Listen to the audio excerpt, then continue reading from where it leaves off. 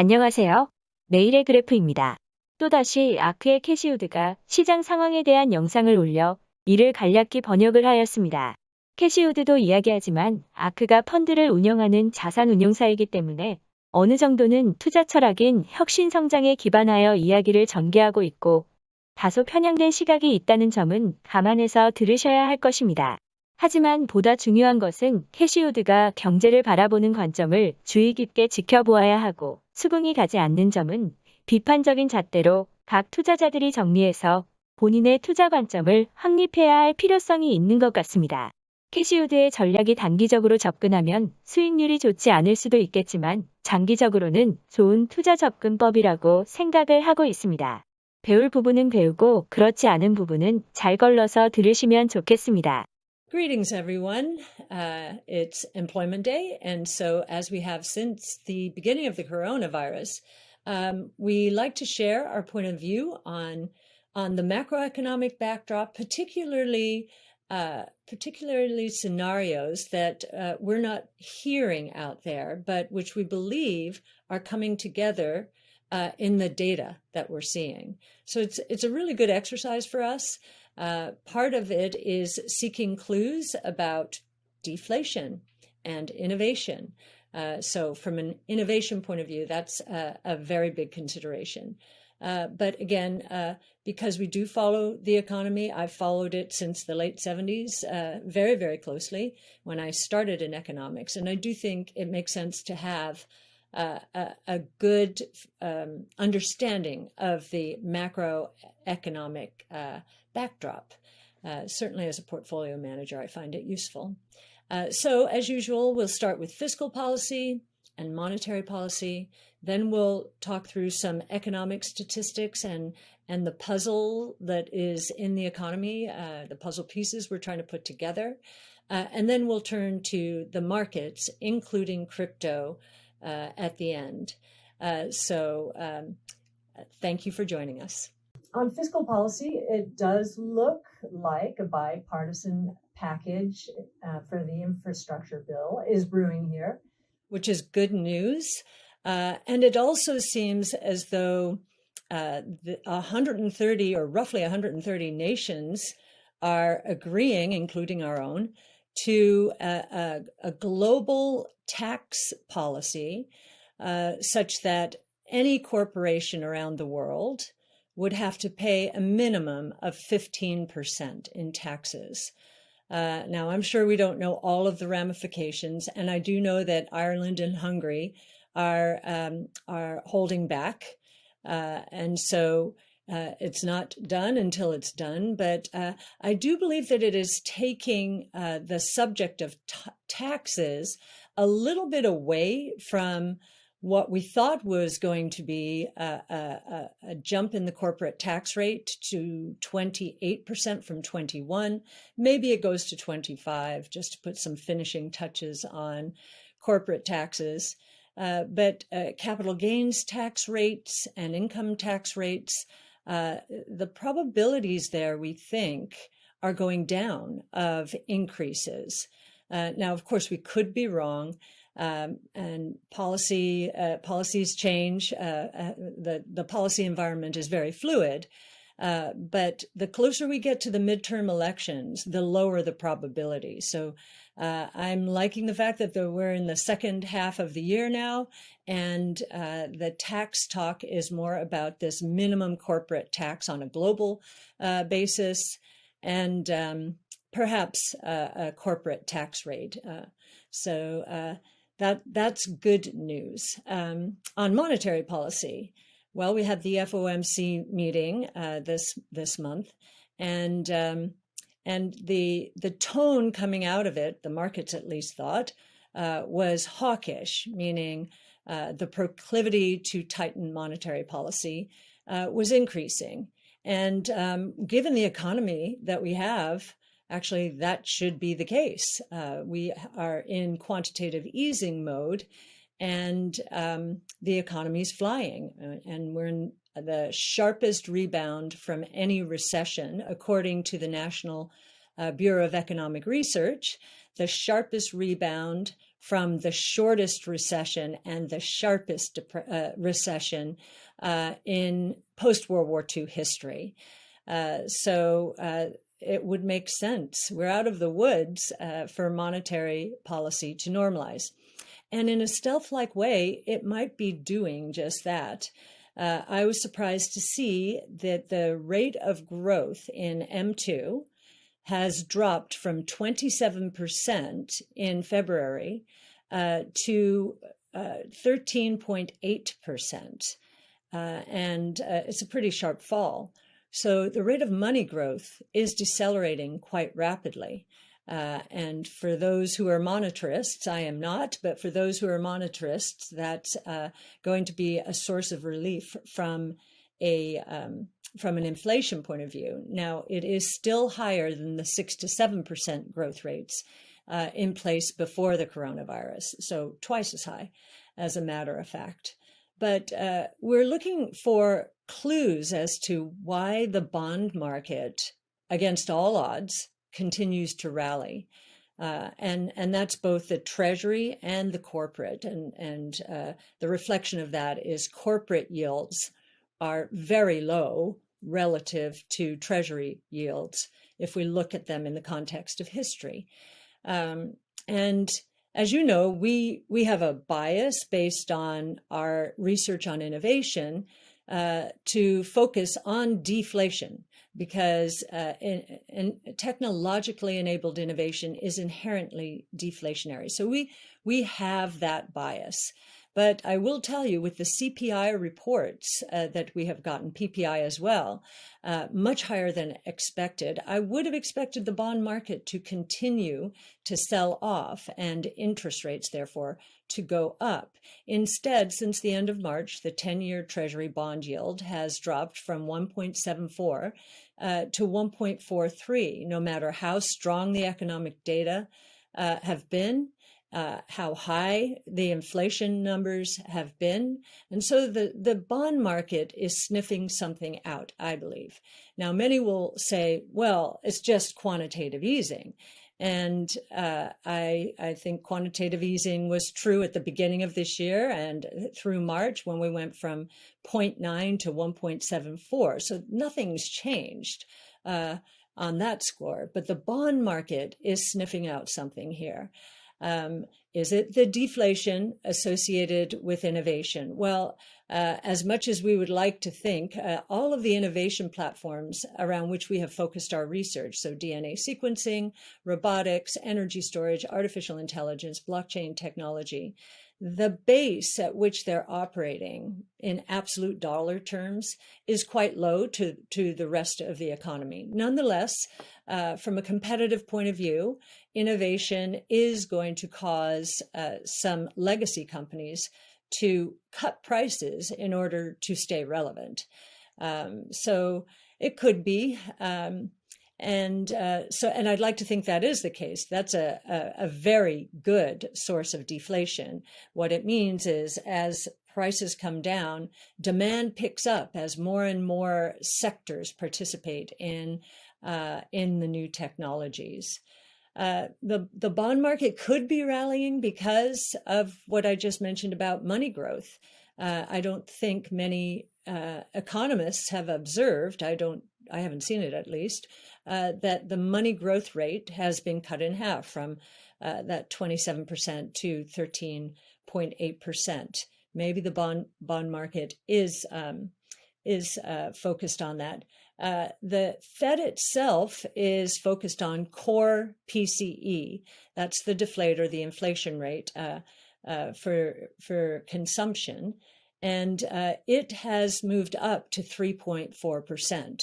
And I would say it could go to 5%. I thought maybe it would top out at 4%, but there has been a head of steam at work here, and we're seeing rents go up dramatically, and that's influenced by house prices going up, at least how it's measured in the inflation gauges. We've seen oil prices, against our expectations, shoot past $70. Now, I believe the last peak in oil prices was around 77 if I'm not mistaken.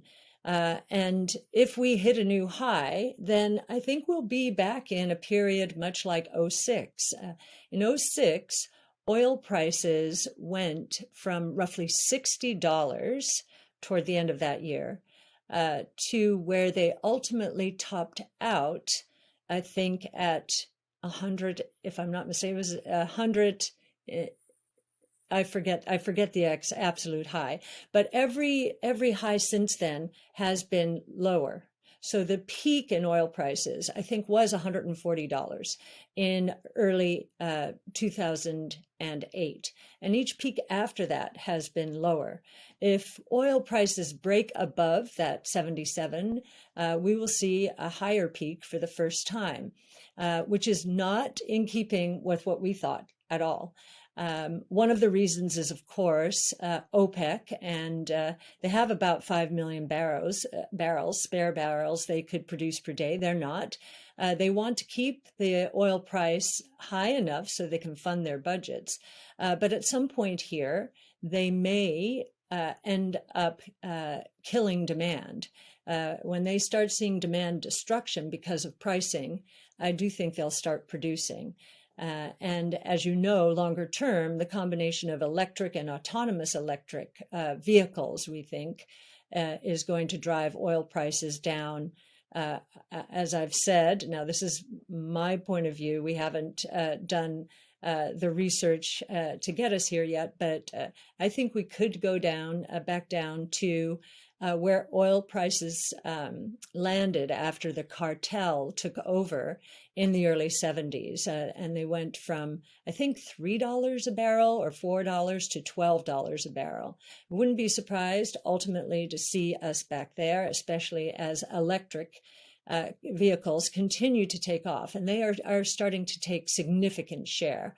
And I think subsidies in China and elsewhere are going to accelerate the shift towards electric vehicles. So, and also helping it are the number of traditional automakers who are now have pulled out all the stops, and they are designing and producing electric vehicles because they're better cars, they're better for the environment, they're better performing.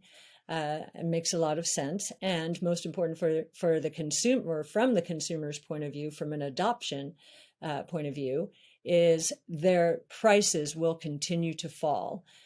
So again, the deflationary undertow there.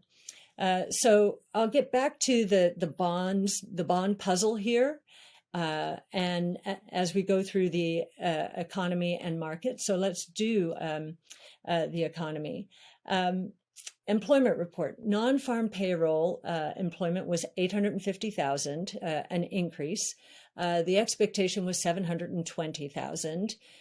So that's good. The biggest increases were in leisure, hospitality, as well as state and local governments. Those were the two biggest sources of employment growth. But there were a few weak spots, again, that I don't think many commentators have picked up on. They did pick up on the first one. The unemployment rate did tick up from 5.8% to 5.9%. What they did not pick up is that household employment, which is not the same as non-farm payroll employment. In fact, the survey size for household is much larger, and it includes a disproportionate number of small businesses, small and medium businesses, unlike non-farm payroll. It actually fell 17,000. So it's not consistent and with the headline news, and it often is a leading indicator of changes because small businesses tend to react very quickly to less than good news.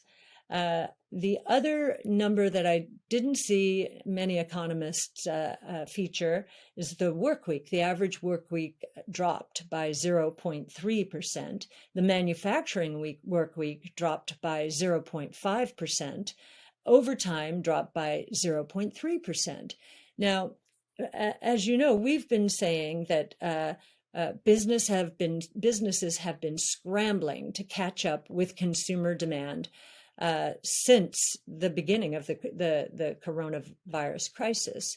The stimulus checks made a big difference, took the saving rate up to the mid-30s, never seen that before.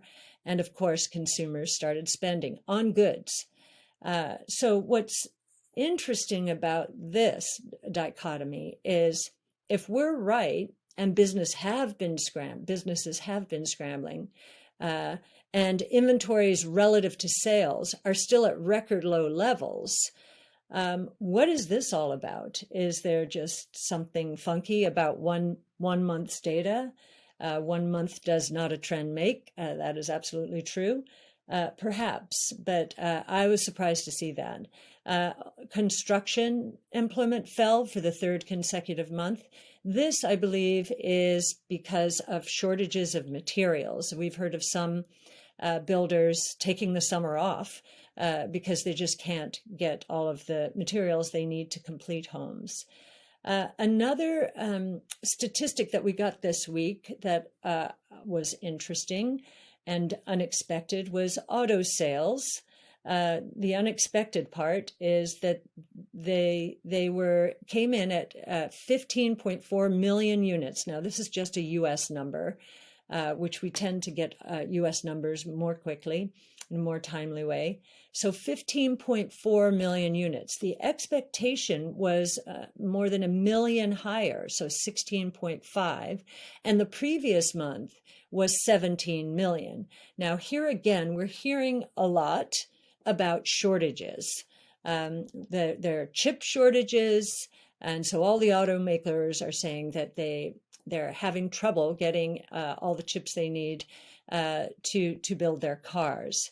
And of course, we know the used car market has been on fire as well for that reason. So maybe that's all this is. I don't know. Or I'm beginning to think, is this shift towards electric vehicles moving into higher gear? And just to give you a sense, electric vehicle sales last year were 2.2 million units globally, including China.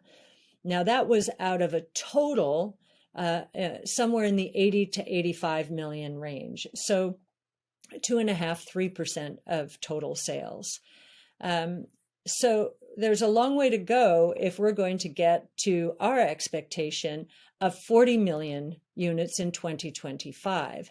And we should see that acceleration occur now as prices continue to fall and as more electric vehicles are put on the market, more from more companies.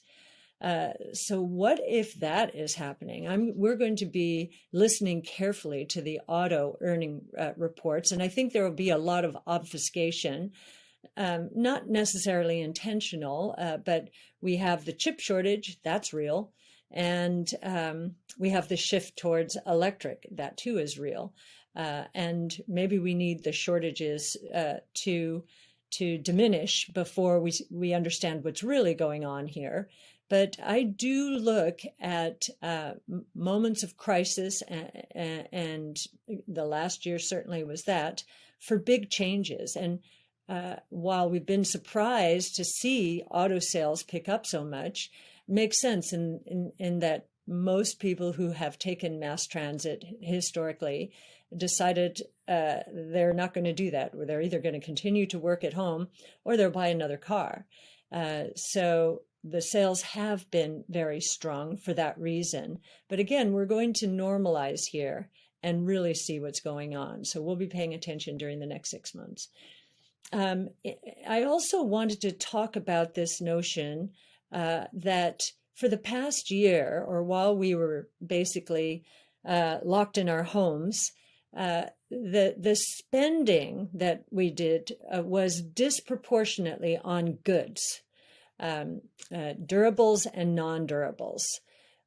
And goods are only 1/3 of consumption. Services make up the rest.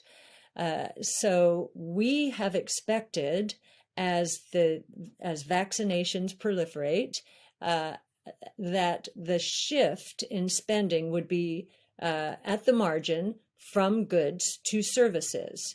And to put a number on how that number worked out during the crisis, we shifted from roughly 33% spent on goods to 41%.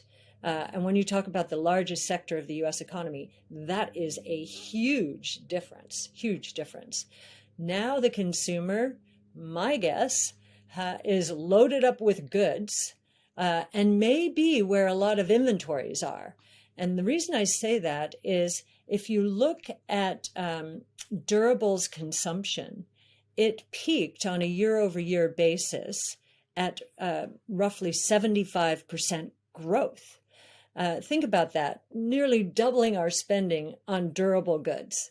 I believe some of them are going to be in inventory. They will not, and because of that, they won't be purchased in the future. So now we're seeing the first signs of this in May. This is the latest number we have.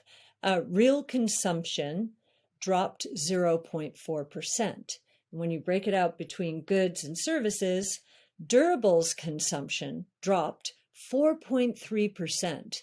Think of that, 4.3%. Annualizing that, that's a nearly 50% drop at an annual rate. That's a huge, huge change. Non-durables down 0.5%, and services up, but up only 0.4%. So that was interesting. We also learned that in May, disposable personal income dropped 2% month to month, again, mostly because of stimulus checks having been sent out, and that's the base against which we're comparing May. And the saving rate dropped to 12.4%. Now, 12.4% is still high by historical standards. Right before the coronavirus, we were at 8%. At the peak, we were in the mid-30s. So we've come a long way, but we could go further down in terms of pulling savings down in order to fund purchases. So we'll see what happens there. Another curious thing we learned was retail inventory. Retail inventory in May. Now, retail is mostly goods. Retail inventory fell 0.8%. Now, and that's after a drop of 1.6% the previous month, while industrial production is going up 0.8%. So that's where kind of the light bulb went on for me. Could it be that the inventories are not going to be at retail stores? They have backed up into the consumers' homes. And that's why consumption might disappoint the retailers going forward. Just to talk about a few other disconnects here. Against, I think, the consensus expectation, the consensus short on in terms of currencies was on the dollar at the beginning of this year. And the dollar is not going down. And that's also consistent with the bond yields coming down, surprisingly.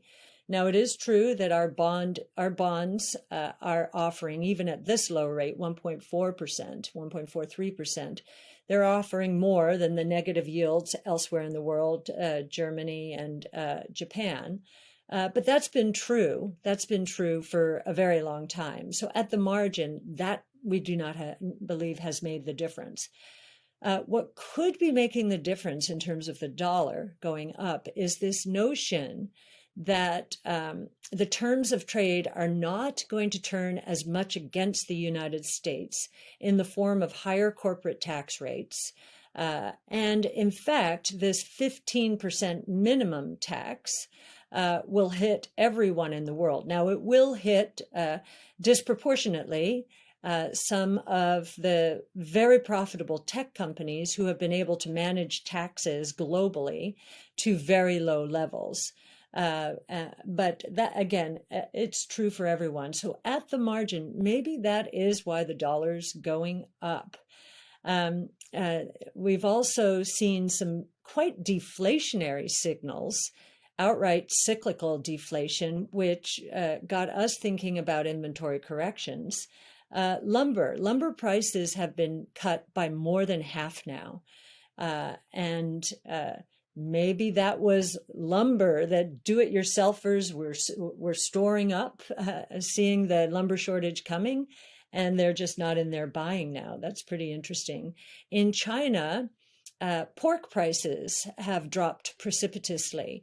Now, we may not pay too much attention to that price, but that might be the most important price in China in terms of keeping consumers happy. It's a big part of their diet, and the government watches it very carefully.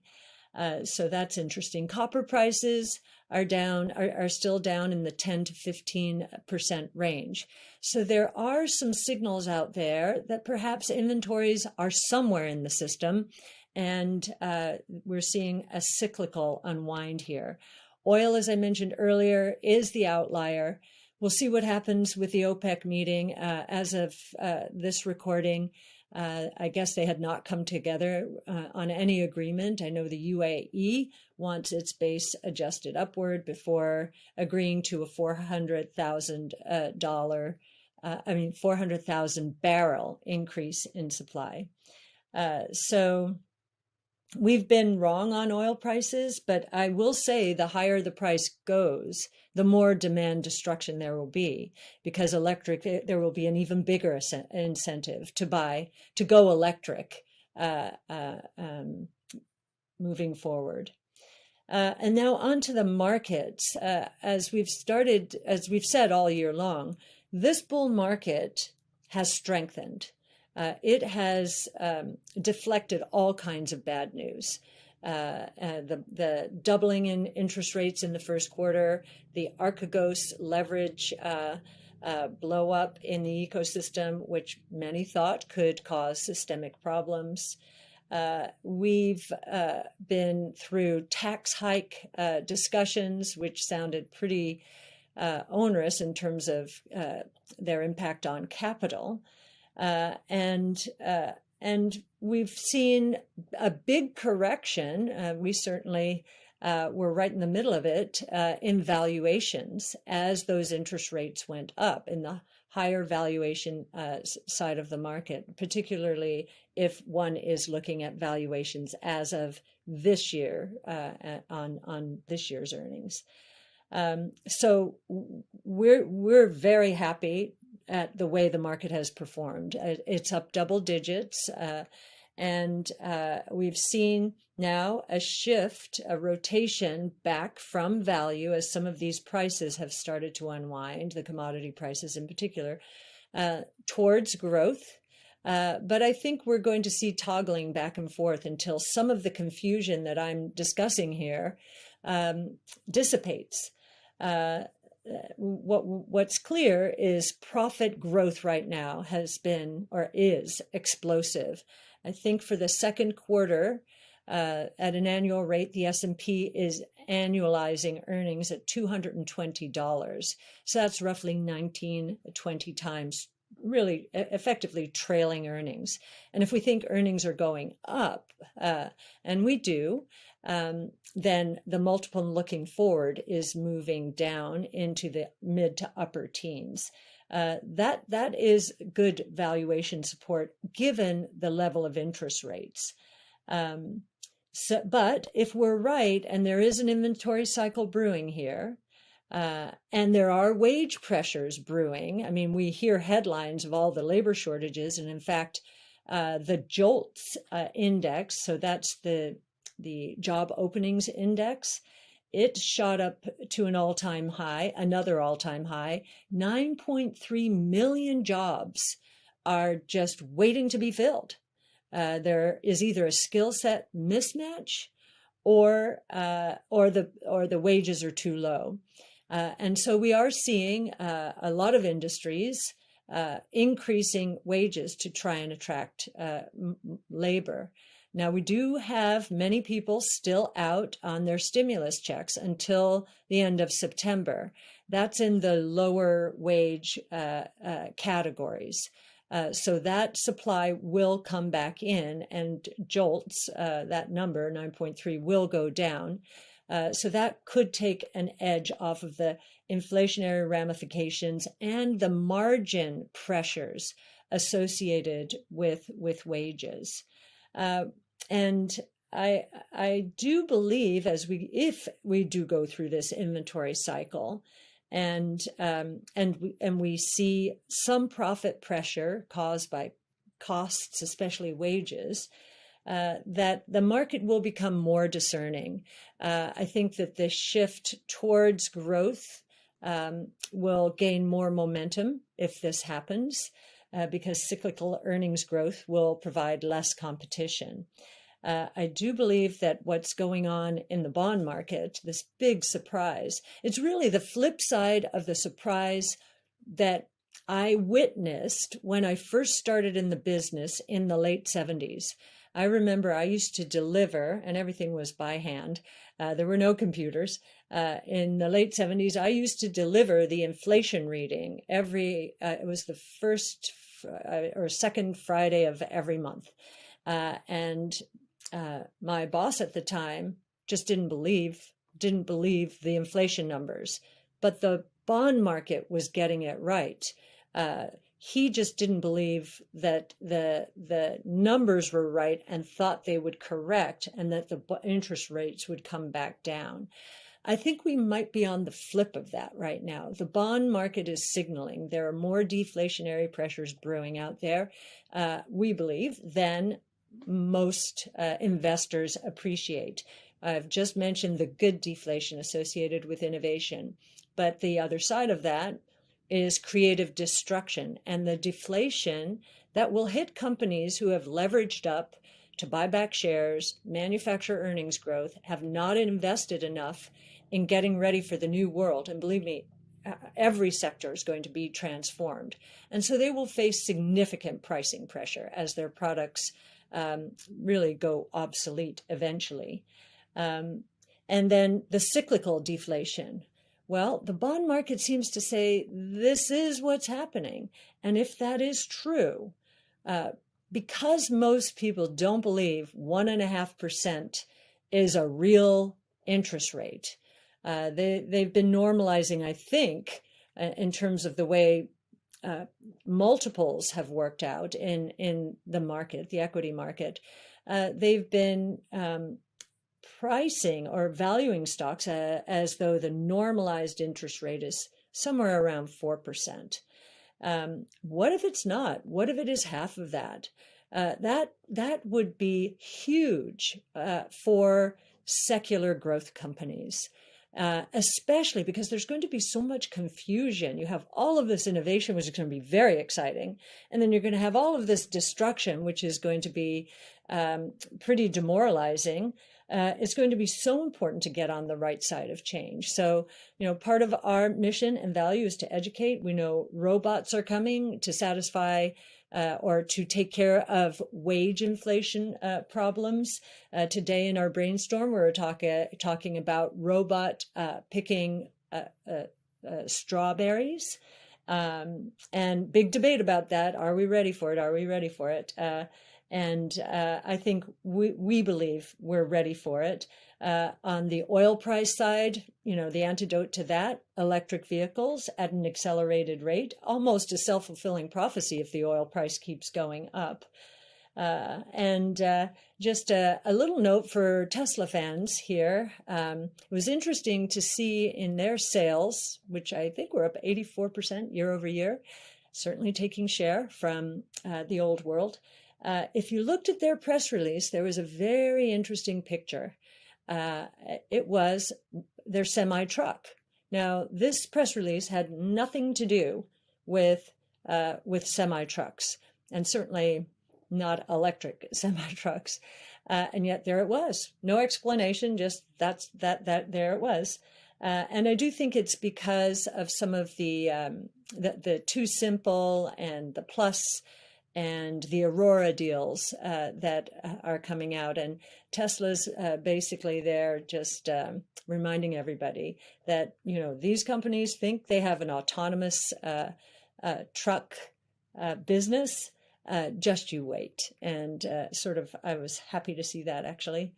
And then finally, I just want to, on the crypto side, address a question that we've been getting quite frequently. You can tell how convinced we are that deflation is the higher probability. And we know that's way out of consensus, and that's where we like to be. But many wonder how we could be positive at all about Bitcoin if we're not worried about inflation.